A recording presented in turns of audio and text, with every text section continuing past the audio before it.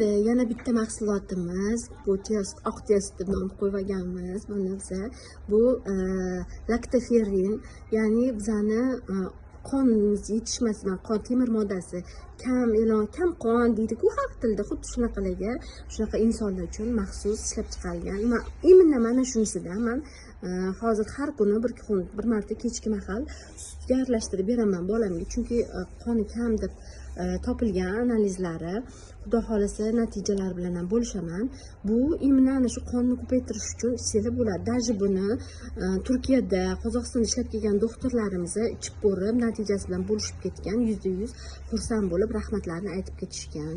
Bemalol olib yaqiningizga bersanglar bo'ladi. Tabiiy yo'lda, tabiiy yo'nalishda